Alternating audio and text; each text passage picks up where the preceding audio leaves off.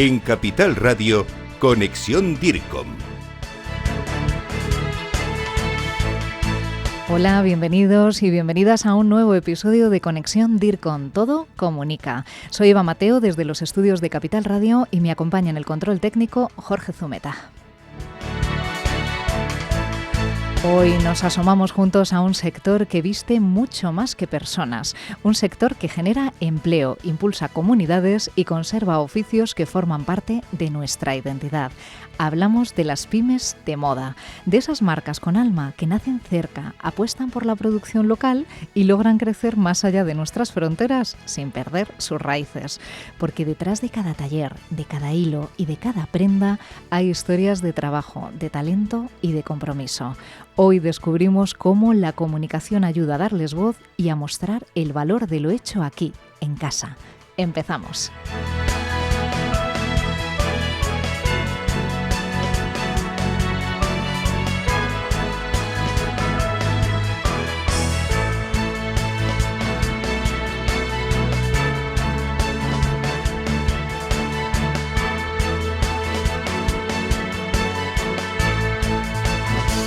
En Capital Radio, Conexión DIRCOM.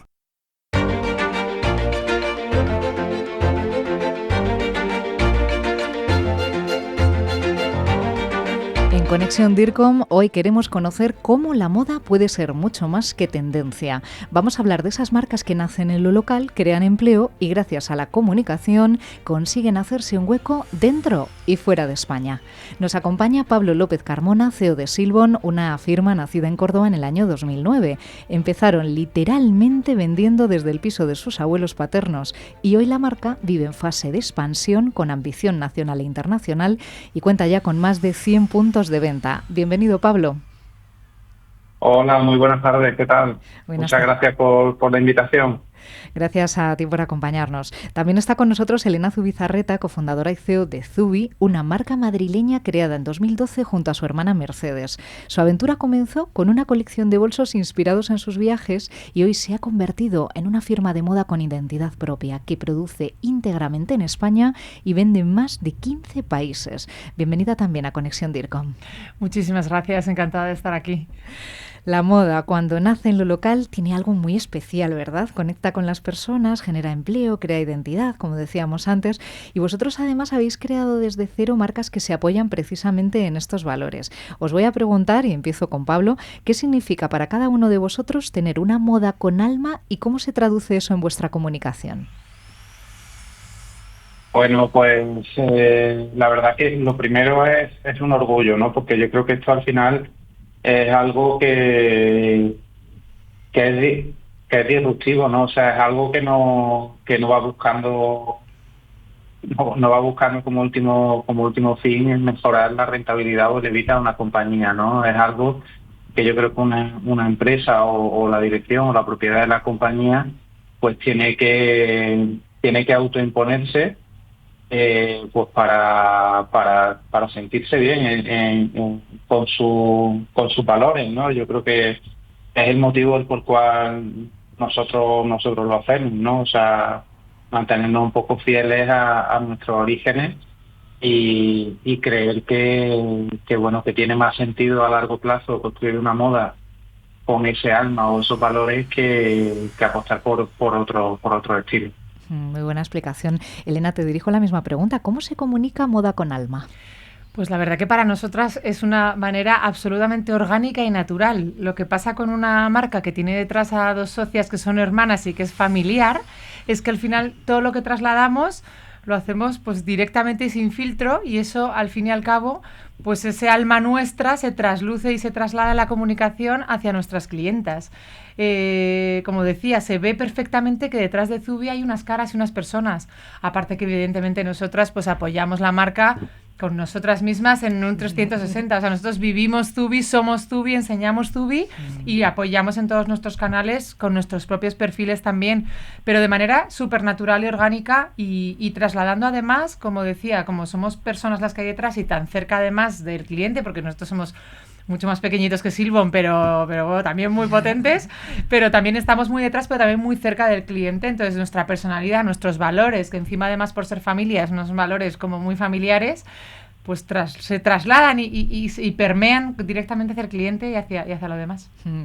Por seguir y por alusiones, ¿no, Pablo? Sí, vamos a conocer un poquito más de la historia. Silbon nació en Córdoba hace más de una década y hoy tiene presencia en todo el país, pero además vuestro crecimiento ha mantenido siempre un pie en lo local, ¿no? En eso que estamos hablando, en esa forma de entender la moda con cercanía. ¿Cómo crees que ha influido vuestro origen y vuestro entorno en la identidad de la marca y en cómo comunicáis ese arraigo? Yo creo que ha influido muchísimo. O sea, fíjate, nosotros lo que entendíamos al principio era una debilidad, ser una marca de Córdoba, porque bueno, al final es una provincia importante a nivel España, pero no es Madrid, ¿no? Ni es Sevilla, ni es Barcelona, ¿no? Entonces, creíamos que era muy difícil desde Córdoba poner algo de moda en España.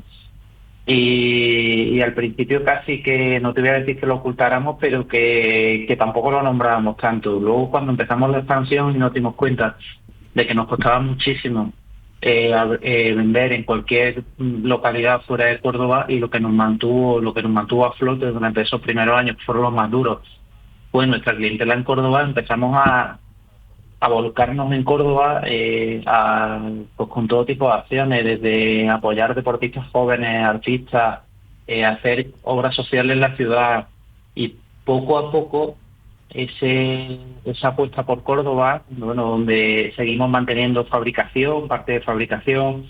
Pues bueno, al principio cuando empezamos a fabricar, lo único que accedían a fabricarnos las pequeñas tiradas eran talleres pequeños, ¿no? Pues a día de hoy todavía fabricamos pantalones en Córdoba, fabricamos camisas, y lo que te decía, eso que parecía una debilidad, luego se ha convertido en una fortaleza. La penetración de mercado que tenemos nosotros en Córdoba es bestial. El año pasado, en una provincia completa, unos 700.000 habitantes, vendimos en torno a 7 millones de euros. Pero ya no es solo eso, sino que cuando abrimos una tienda fuera de Córdoba, en Logroño, en Burgos o donde sea, al final los primeros que van a comprar son familiares, amigos de gente de Córdoba. Fíjate el orgullo que es para nosotros y la fortaleza, ¿no? Porque la fortaleza que nos da, porque sentimos que hay como un ejército de 700.000 personas que nos apoyan, ¿no? Y eso yo creo que es algo diferencial y que hemos notado mucho en estos años de tan fuerte crecimiento, ese apoyo local, que bueno, que tratamos de seguir trabajando, ¿no? Ahora nos metemos en muchos proyectos aquí en nuestra ciudad, desde la construcción de la plantación de un bosque de Silbon.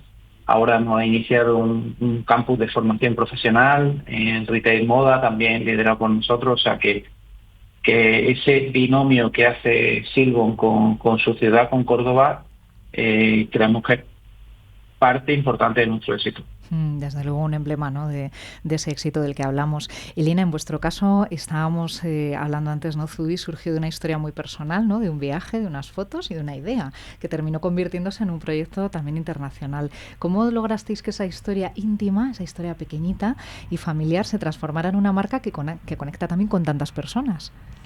Pues yo creo que en nuestro caso, que estamos dirigidos a las mujeres,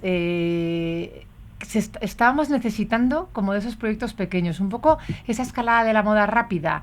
Yo creo que a todos nos había como sobrepasado, y entonces llamaba mucho la atención en ese año que nacimos nosotros, 2012, y nacieron muchas marcas entonces, esos proyectos pequeños que tenían personalidad, que tenían unas caras detrás y esa artesanía un poco más elevada a empresa, ¿vale? O sea, en el pasado estaban los artesanos, después llegó la moda rápida, arrasó con todo. Entonces esa vuelta a reconexión un poco a ese fabricación artesanal, que al final es nuestra fabricación, como bien mencionadas, española, pero llevada a empresa, a una comunicación actual, digital y demás, pues realmente fue muy atractivo.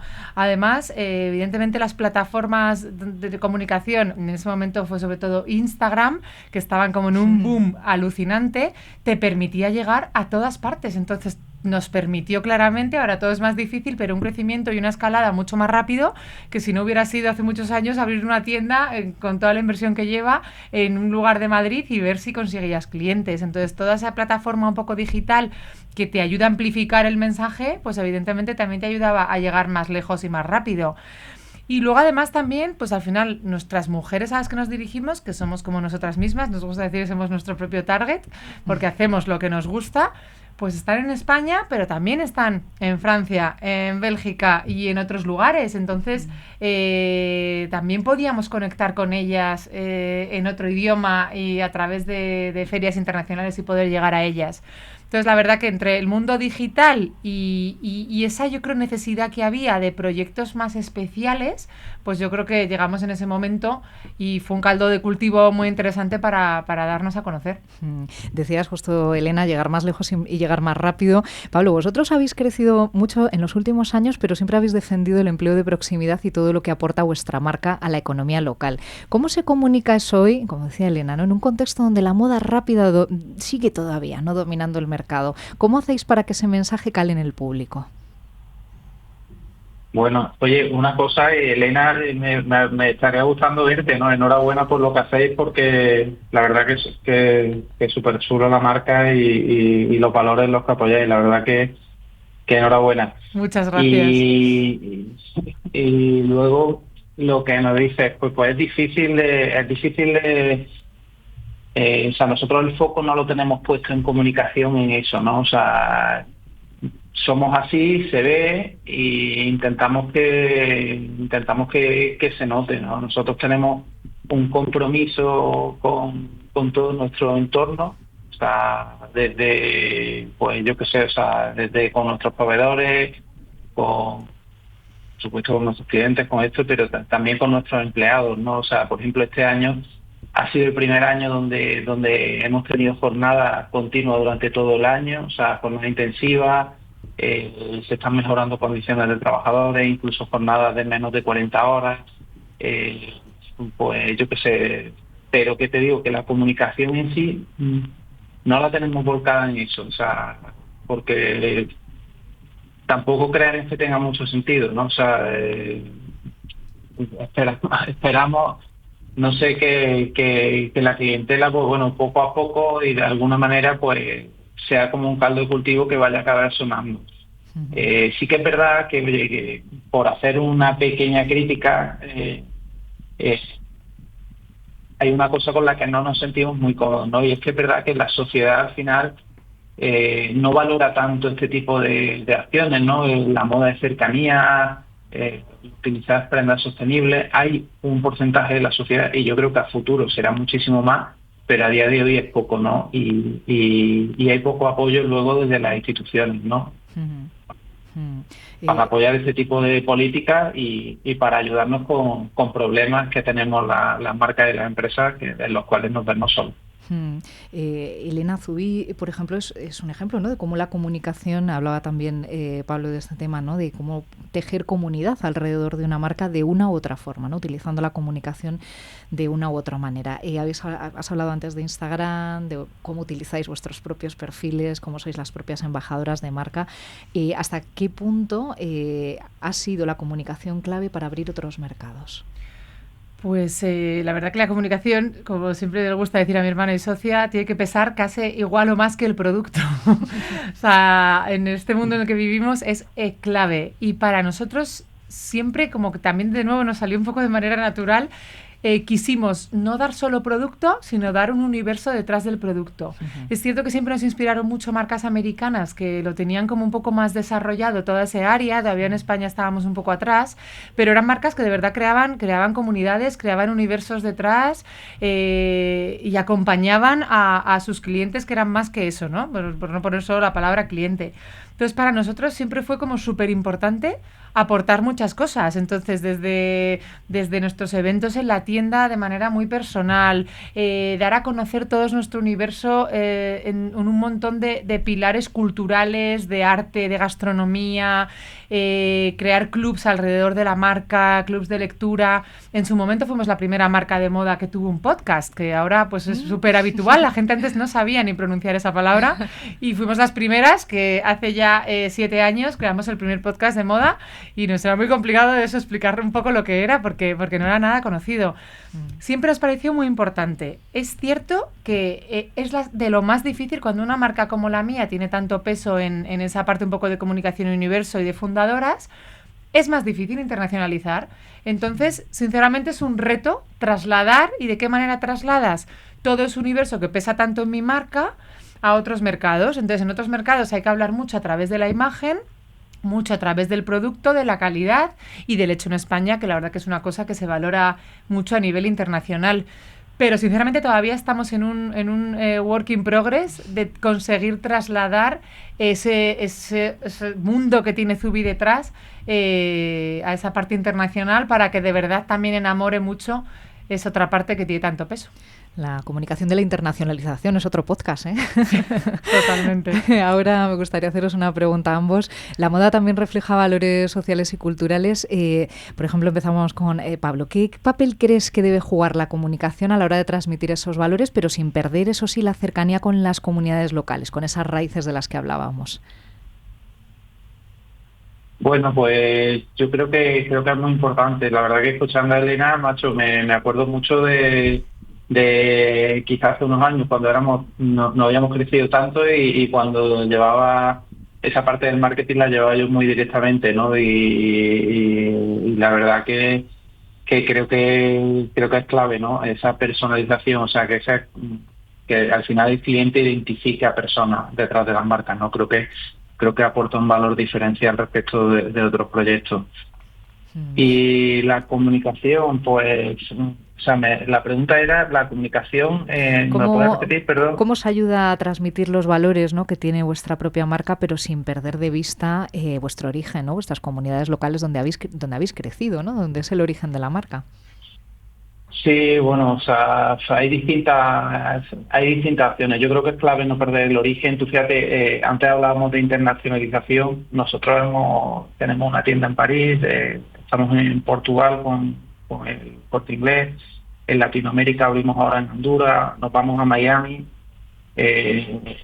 y creamos una campaña inclusive. O sea, al final de Córdoba al sitio que sea con 2 raquetas, ¿no? Y luego, o sea, esa es el claim, ¿no?, que es así un poco impactante, pero luego después lo vinculamos al tema de la cultura. Hay un proyecto nuestro que se llama Raíces, que hacemos exposiciones de arte allá donde vamos, mezclando la fotografía y artes pues tan nuestros como o cultura tan nuestra como la Semana Santa, el mundo flamenco y tal, relacionado con el mundo de la ropa, ¿no? O sea, al final es una reivindicación de raíces. Yo creo que el estilo de vida mediterráneo familiar está de moda en el mundo. Ahora mismo me apunto a Andalucía, ¿no? Porque somos andaluces, pero creo que está muy de moda en el mundo y nosotros tratamos también de aprovecharlo, pero porque hay una verdad detrás, ¿no? O sea que esa es nuestra idea.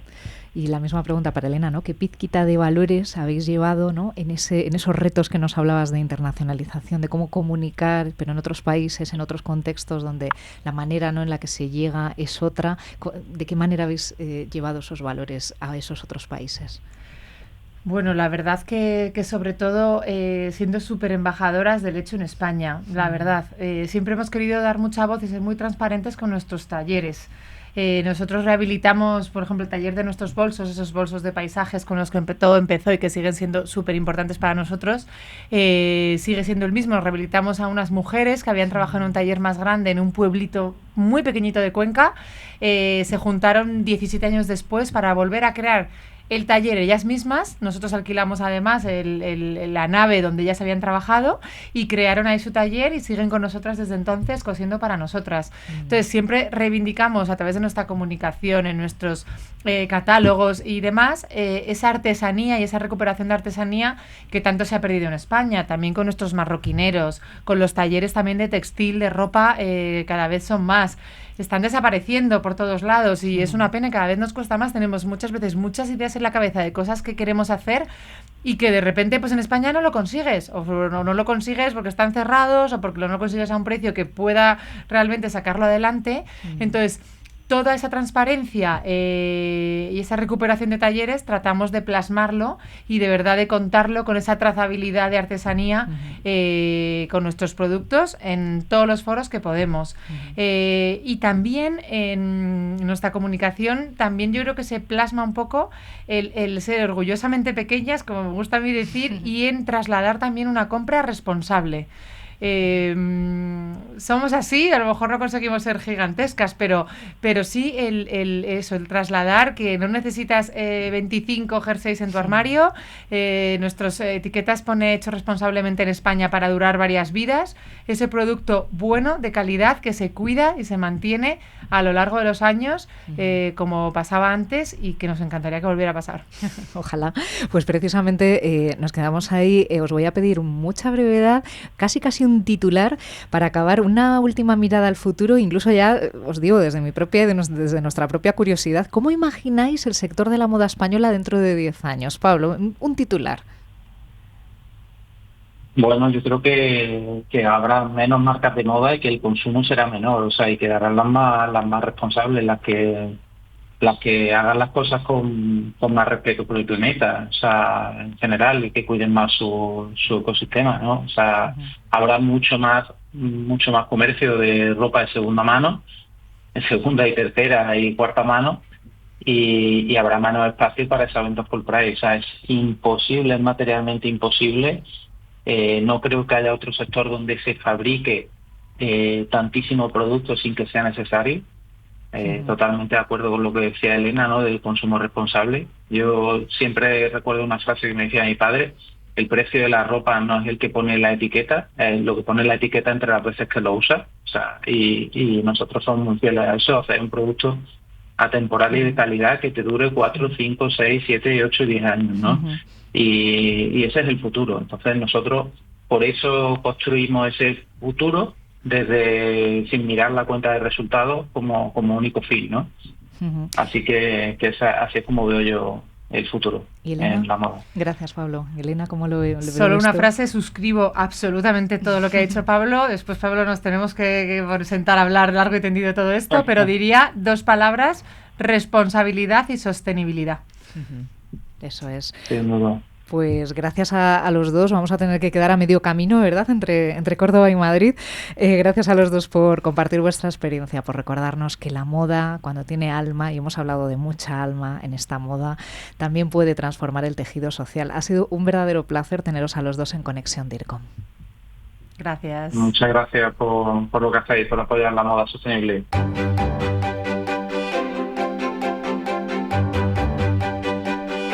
Aula DIRCOM, tu espacio formativo.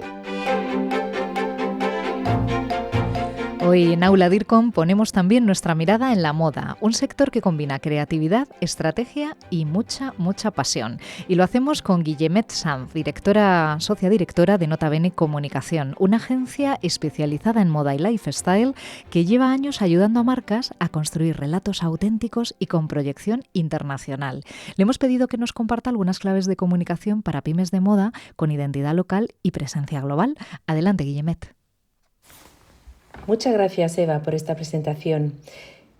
Ahora mismo España goza de un prestigio enorme internacionalmente, en parte también por sus marcas de moda, por la innovación enorme que demuestran, sobre todo en cuanto a sostenibilidad, por sus patronajes de calidad y muy disruptivos. Por eso ahora, para comunicar de forma internacional estas marcas locales, creo que se tienen que apoyar en 3 pilares, fundamentalmente. El primero, la autenticidad. Acabamos de ver que tienen unas fuerzas enormes y no tienen por qué vender humo, no tienen por qué vender lo que no se tiene, ya que tienen cualidades muy buenas. El segundo pilar es conocer en profundidad los mercados y el estilo de vida de los targets en cada mercado, sabiendo que ahora estos targets están cada vez más segmentados. Por eso se tiene que hacer un trabajo muy profundo sobre su clientela objetiva. El tercer punto es trabajar en un plan de comunicación muy en profundidad, basado sobre todo en las plataformas locales, en las instituciones de cada país, en los eventos locales. Así, cada marca podrá comunicar con su comunidad y cosechar sin duda el prestigio que se merece. Gracias, Guillemet, por estas claves tan útiles. Nos quedamos con esa reflexión. La comunicación de moda funciona cuando se refleja con autenticidad y que conecta con las personas, porque contar bien lo que se hace cerca es la mejor forma de llegar lejos.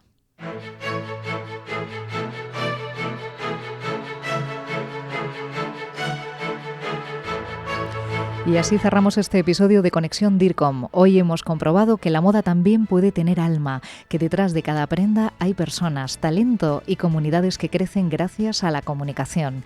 Historias que demuestran que lo local no es un límite, sino un punto de partida. Gracias por acompañarnos una semana más. Soy Eva Mateo y esto ha sido Conexión DIRCOM. Todo comunica, el programa de la Asociación de Directivos de Comunicación. Os esperamos en el próximo episodio. Hasta pronto.